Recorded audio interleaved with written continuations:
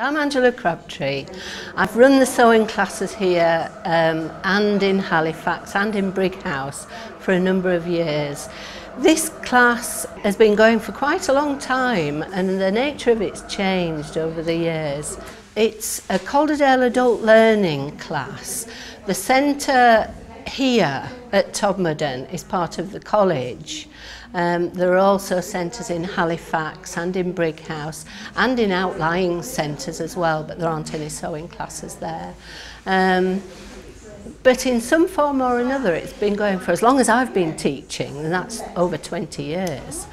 Yes, yeah. And obviously it's been run by different people because, you know, things move, everything comes and goes. But basically it's a workshop. Everybody comes to learn how to sew. Everybody who comes is keen. That's what I love about it. It's always full of keen people. And everybody knows what they want to do, but they don't know how to do it, so that's why they come. We're sort of a basic class. It doesn't matter how little you know. Whatever little you know, you'll be told the next step. And we've got some people who are doing very advanced work because they've been coming for quite a while. We're trying to introduce new people all the time so that it keeps going. The class has kept alive for a long time by new people coming in, but being supported by people who've been coming for a while. Oh, the changes are enormous. In the 40s and 50s, which of course is when I was at school, in the 50s and 60s, it was very formal. You had to do it very properly. And it was almost a case of if you didn't do it perfectly, then it wasn't right, it wasn't good enough. Whereas now you have a far different approach. In the 50s there'd be treadle machines, hand machines, and electric machines were just new, and all that sort of thing. Now we've got computerized machines. In the 50s you'd have done a buttonhole by hand. Nowadays you do a buttonhole by a fancy machine, and once you've programmed the size of the buttonhole, it will do hundreds of exactly the same size until you reprogram it. It's absolutely wonderful. Irons, the iron there, that's a steam generator iron, and it just gives you so much steam it blasts you away if you're not careful. The overlockers, that there is an overlocker which is just, well, among other things, it's for neatening edges, whereas you had to hand sew over the edges to stop it fraying. So it's all very labour saving, but you can be very, very creative with it. If somebody's going to alter something, and this is useful whatever you do, if you're going to take something apart and then put it back again, you take a digital photo and put it on your computer, and then when you're putting it back together again, you can zoom in onto the detail that you want to concentrate on and reproduce it exactly. But it's also a good record of what you've done. You know, if I take a photo of something one week and somebody's forgotten what they did the week before, it's there, the evidence is there. People get a variety of things out of the classes.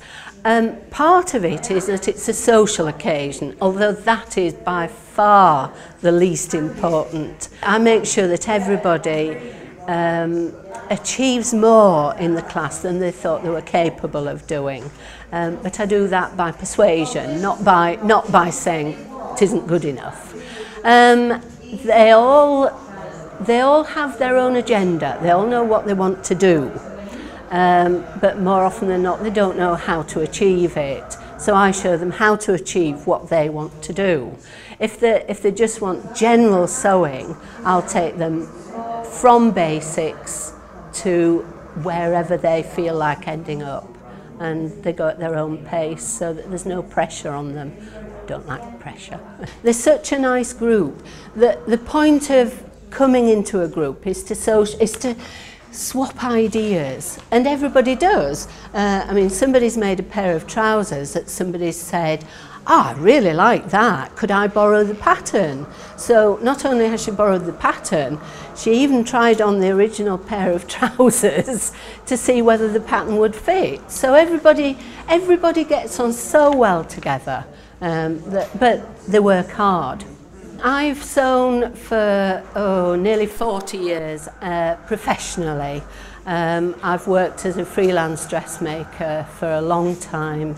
I've worked for designers, fabric manufacturers, PR companies, making individual garments that have gone to trade fairs, Paris, Milan, Frankfurt, New York, Adelaide, that sort of thing. So I've got a lot of experience, and I'm passionate about people being able to sew. So I just like passing the word on. There's a big renewed interest in sewing.